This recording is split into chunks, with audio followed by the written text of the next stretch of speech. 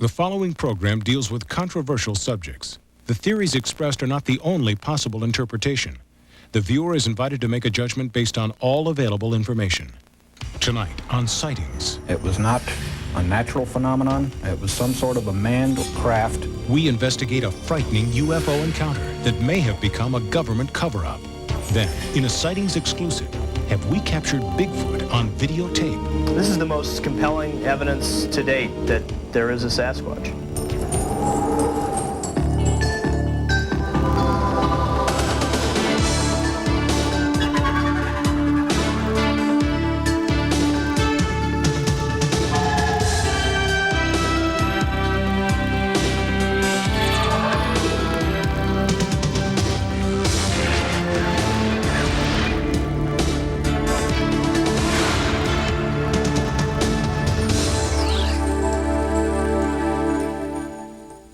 Welcome to Sightings. I'm Tim White.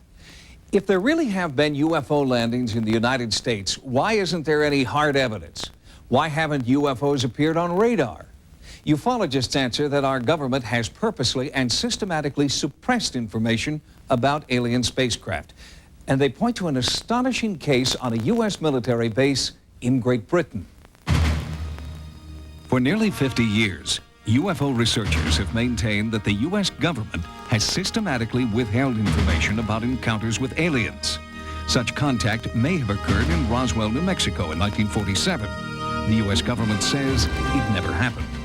Some believe that alien technology is currently being tested in the notorious and top-secret Area 51 in the Nevada desert.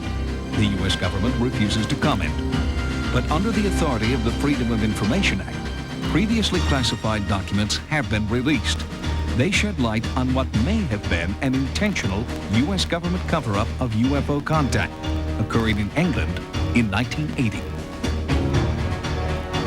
The 81st Tactical Fighter Wing of the U.S. Air Force was located 60 miles northeast of London, between the towns of Bentwaters and Woodbridge. It was here on December 26, 1980, members of base security claimed to have witnessed one of the most bizarre events in UFO history. The whole thing was weird. It just didn't seem right. Airman First Class John Burroughs and his partner were on a routine patrol around the base perimeter when they spotted unusual activity in the nearby woods. My partner initially saw some strange lights. So we went ahead and we looked at each other and we decided we better kind of see what's going on because it didn't seem normal. At the very same moment, the control tower at London's Heathrow Airport reported the sudden appearance of several unidentified flying objects on radar. I think if we would have been armed, we might have been fired on it. I mean, it really, there was whatever it was, scared us. I was going to bed and through the side windows here, I saw these lights. Local resident Jerry Harris was one of a handful of civilians who reported strange phenomena that night. He recalls the encounter. Well, they moved sort of sideways, this way, and then they'd go down and they'd come back up again. Most peculiar. The next morning, British police investigated the area around the alleged sighting. They found 3 circular impressions in the ground, exactly 12 feet apart, forming a perfect equilateral triangle. The surrounding trees had been damaged.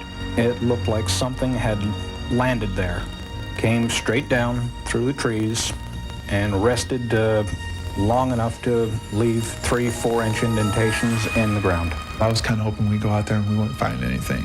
And we just, it'd be like, because if you can't explain it, it bothers you. The next night, strange lights were reported again. Deputy Base Commander Colonel Charles Holt quickly assembled a special investigative team to search the woods. Lights were observed moving in geometric patterns, mainly in squares, everything traveling at right angles. They'd go for a set distance and then do a sharp left or right bank. Colonel Holt and his team not only witnessed the light phenomenon, but they were also able to document their sightings on film and audio tape. Listen to part of Holt's recording at the scene. Here he comes from the south. He's coming toward us now. Now we're observing what appears to be a beam coming down to the ground. It's unreal. 330, 0330, and the objects are still in the sky, although the one to the south looks like it's losing a little bit of altitude. We're turning around and heading back toward the base. In the distance, you could see lights flying around, and you could see like a stream of white light that came down to the ground. Soon after that initial sighting, another strange UFO appeared to the airmen, a single red hovering light. We followed it for quite a distance, 2-3 miles. All the time it stayed just a bit ahead of us. Then the most extraordinary event of the night occurred. It looked like a shaft of light came down from the sky. It was momentary, couldn't have lasted more than 5 seconds. But I observed it, Colonel Halt observed it, and 2 other individuals with us observed it. It was like, it hurt your eyes almost, it was so bright. Because of this inexplicable encounter, a special unit from European headquarters was dispatched to Bentwaters to take over the investigation. We were told that whatever we saw out there from then on, we were not to call in on the radio or report in, that people were aware of that something had happened or something could still be going on. The team confiscated all physical evidence of the encounter, including Colonel Halt's tape recordings, films, and memos. All of that material was gathered up. It was considered technical intelligence. Therefore, it went to Ramstein Air Force Base. Now retired from Army intelligence, Clifford Stone was stationed at Hanau, West Germany at the time of the Bentwaters investigation. According to Stone, news about the UFO landing spread like wildfire. I know that they considered that craft to be under intelligent control, and they did not consider that intelligence to be of this earth. With so many credible witnesses, there's little doubt that something anomalous occurred that night. But what was it? There was no doubt it was an unidentified flying object, which is what a UFO is. The blue lights that we saw and what they were capable of doing could lead you to believe possibly that they were intelligent. It was not a natural phenomenon. It was some sort of a manned or unmanned craft, and it was being controlled by someone. Despite so much eyewitness testimony, skeptics maintain the encounter was not the result of otherworldly phenomena. Let's say that this wasn't a UFO incident. What is it that can cause highly trained Air Force security policemen who are armed to the teeth with automatic weapons, grenade launchers, pistols, what can cause them to run away from a light in the woods? Chuck DeCaro was a Defense Department correspondent for CNN who traveled to England to research the Bentwaters incident. He's heard many explanations for the strange lights. This was an important base. It had a nuclear weapons storage dump. If these guys were hallucinating, as some debunkers have claimed, what were they doing guarding those self-same nuclear weapons the next day and the next week? Others have speculated that the UFO was a top-secret U.S. military aircraft used to test the responses of base security forces. We exercised on a regular basis through every possible contingency at the ground troops, and there was no need for the Air Force to come up with something extra. There is another possibility involving technology known as psychotronic or radio frequency weapons. There are those experts in the area of radio frequency weapons who say that RF energy can be delivered in such a form as to have an effect on human psychology or physiology. Sightings of unexplained lights identical to those reported at Bentwaters had also been reported in the former Soviet Union. Experts suggest these reports may be the result of experiments using similar weaponry. Unfortunately, none of these theories can be fully explored because the U.S. Air Force has refused to acknowledge that any encounters occurred. Some believe there's been a cover-up.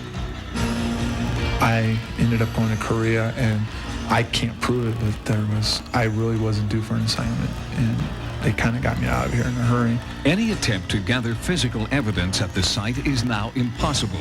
The alleged landing site has been destroyed. When our sightings crew visited Bentwaters, this was all that remained of the woods. All that there, yes, the whole lot, 10,000 acres, was absolutely devastated. British UFO researcher Brenda Butler has been investigating the Bentwaters sighting since 1981. She claims that her efforts have been sabotaged by the U.S. and British governments. The Ministry of Defence have been on to us, telling us to keep quiet and, not to say anything about it. What we can't understand is why this case, when all the other cases we've been on, we've been allowed to talk about it. I have no doubt that our government and other governments are withholding information. They don't know what's going on, or if they do, they're not willing to share that information with the general populace. And sooner or later, it's all going to come out. It wasn't until one of the base commander's top secret memos was released in 1983 that any information about the Bentwaters UFOs was made public. The U.S. Air Force still refuses to comment. Could it have been a weapons experiment? Possibly. Could it have been a visitation from a UFO? Possibly. Is there a cover-up? Probably. Is there more to come from the Bentwaters incident? You bet. The United States Air Force continues to deny that a UFO encounter occurred at Bentwaters. Without the military's cooperation, the documents obtained through the Freedom of Information Act remain just one more tantalizing clue for scores of conspiracy theorists. They remain convinced that the government has top secret UFO information and plans to keep it that way. Coming up, is this really a Bigfoot captured on videotape? This is the most compelling evidence to date that there is a Sasquatch. A Sightings exclusive next. Whether you know it as Sasquatch or Bigfoot, there is evidence that points to the existence of an enormous creature, half man, half ape. It could be the elusive missing link. Anthropologists are studying footprints, handprints, and now a new film exclusive to Sightings that appears to some to be authentic. Serious researchers won't give up their quest for proof that Bigfoot is a living, breathing creature stalking the woods of North America. Sightings has brought you startling footage before, and now a surge in reports brings new information about this elusive monster. There are new eyewitness accounts, plaster footprints, photographs, and this exclusive videotape. This is the most compelling evidence to date that there is a Sasquatch. Researchers have now discovered what they believe is a pattern of Bigfoot activity, concentrated in eastern Washington state near the Idaho border. With over 50 sightings in the past year, local police here take Bigfoot reports seriously. One officer, Michael Bisbee, took us to the site of his own encounter. Early evening, about 6:30, 7 o'clock, I was on patrol in an area known as McCormick Ridge. And this big black object was walking away from me, walking into the timber. I really didn't know what it was. I didn't really get a good look at him. He was running so fast. There's no human could run that fast. My boss got nervous, you know, and after we started working again, he was worried about it trying to sneak around and trying to come, you know, do something to us, you know. Sneak attack is what he said. Based on the high concentration of sightings here, our investigative team mounted an expedition into the area, headed by researcher Cliff Crook. Cliff and his partner Dean Smith believe that only a small, unobtrusive team would have any chance of capturing a Bigfoot on film. It was just this kind of expedition, led by Roger Patterson in 1967, that resulted in a startling piece of evidence. This 16mm film is believed to be the only authenticated Bigfoot footage to date. Patterson's partner, Bob Gimlin, was there. When we came upon the creature, it was standing still by the creek. It immediately turned around and started to walk away. There is no way that this could ever be falsified or any man could be in a suit because of the movement of the muscle underneath the hair. The Patterson film is the second best evidence after some footprints. Professor Grover Krantz heads the anthropology department at Washington State University. His scholarly research concludes that Bigfoot is real. This is one of the most interesting ones.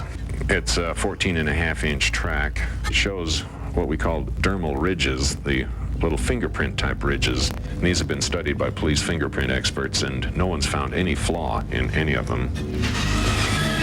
This one is the imprint of some knuckles of the right hand. You can see it's substantially larger than my hand, and this is the thumb over here.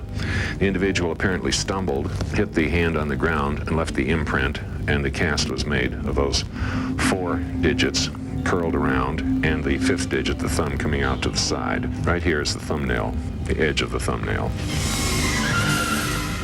Professor Krantz divides his research time between lab study and expeditions into the field.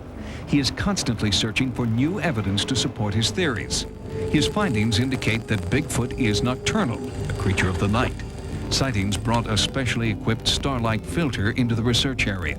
we hoped that this night vision feature would increase our chances of finding an actual Bigfoot. Unfortunately, bad weather forced us to end the investigation before any sightings occurred. Soon after our team left the area, an anonymous videotape arrived with a Washington State postmark.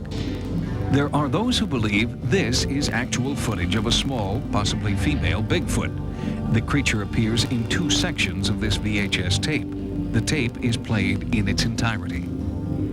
Here, the supposed Bigfoot moves behind some trees and then, unexpectedly, turns toward the camera. Washington-based photo analyst Mike Stusser studied this videotape for sightings. The most compelling evidence in the tape is as simple as a head turn. In hoaxes, you see an animal that may be someone in a suit move with their head and their neck, and real Bigfoot specimens would move as a gorilla with their entire torso, and their head would move similarly. The typical ape posture has the shoulders carried very high and the mouth and the jaw is lower than the shoulder. So if an ape wants to turn its head, its jaw runs into its shoulder. The creature that Patterson watched turned its head, and then the shoulder went with it in what just as what you would expect with an ape.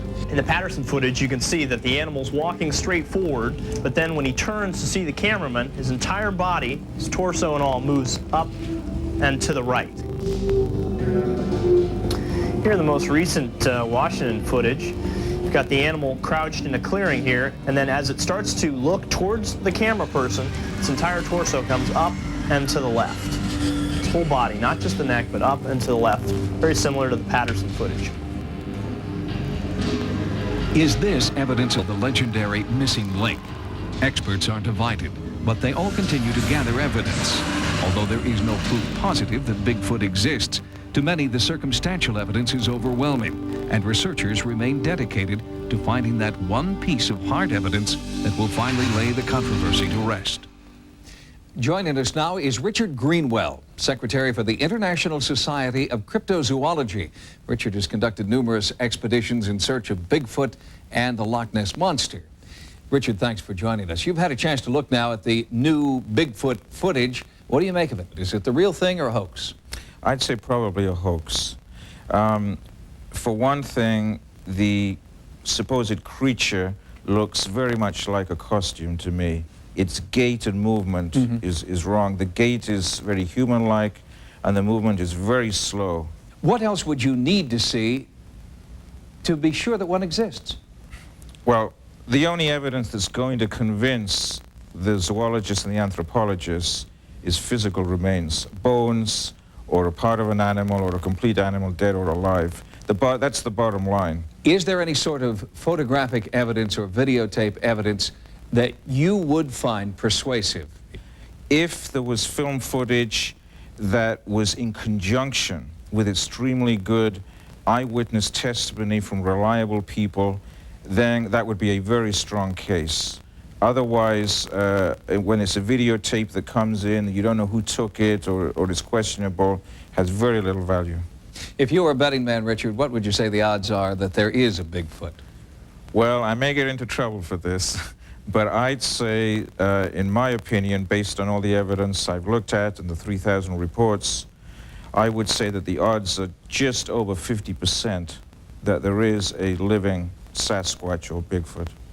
Richard Greenwell, thank you very much for being with us. And we will be back with more sightings in just a moment. Coming up, a rash of UFO sightings in Wisconsin leads to a special investigation. I believe that there's an intelligent life force out there somewhere, and I think it's visiting. We receive home videos from all over North America of what viewers believe are UFOs. Recently, we received 3 separate tapes from 3 different individuals who don't know each other. Yet they all shot the same thing, unidentified flying objects over Wisconsin. A bright light outside of Julie Graceffa's bedroom window compelled her to grab her camcorder and shoot into the Milwaukee night. I did begin to believe that they did want me to film them for some purpose, for some reason. Kevin Crump was driving his grandmother home when he grabbed his video camera. At first I thought it was a plane, but then when I slowed down and we looked, it shot out a blue light out of the back end. and we knew then it couldn't have been a plane. A friend's phone call sent Beaver Dam resident Carol Putz into her yard with camera in tow. I believe that there's an intelligent life force out there somewhere, and I think it's visiting. Our dispatch center received about 12 calls from people stating that they had too seen these unexplainable lights in the sky. There's no doubt in my mind that there was something there. Those first calls came in on January 31st, 1993. 2 sheriff's deputies tracked the strange lights for more than 20 minutes as they headed west, then sharply south into neighboring Jefferson County. What we've had with these recent sightings in Wisconsin are credible people seeing incredible things. And it's also an added plus when the individuals that are reporting are trained observers. I believe the credibility of the people. I believe my deputies that they did see something. It's unexplained at this time. And as far as I'm concerned, I won't close it out until we have an answer to it. And if that answer is visitors from another planet, at least one witness welcomes the possibility of an alien encounter. Who says we're the only life forms around? Something or somebody living has got to be somewhere else. You know, we're not that special. The number of sightings in Wisconsin has caused some residents to believe their area has been chosen for a close encounter of the third kind. I don't want to be alone in it anymore. I want other people to see it now. I want witnesses with me. It's getting to be a little scary, the fact this thing is out here every night. And when is it going to go away? Is it going to be here forever or what? If you've sighted what you believe to be a UFO, or if you've captured on film or videotape any type of paranormal activity, our Sightings investigative team wants to know about it. If you've had a paranormal experience, call the Sightings hotline at 1-900-740-SIGHT. That's 1-900-740-SITE. Each call 75 cents a minute. Average call lasts 2 minutes, and you must be 18 years or older. Again, the Sightings hotline number is 1-900-740-7483. Join us next time for new investigations into the unexplained. For Sightings, I'm Tim White. Stay tuned for more sightings. And tomorrow, ride shotgun through the streets of Phoenix on an all-new Cops, part of a full hour. Then, a skydiver attempts a bungee jump at 10,000 feet. But when the cord snaps in midair, you'll experience his heart-stopping free fall on an all-new Code 3, part of a full hour tomorrow.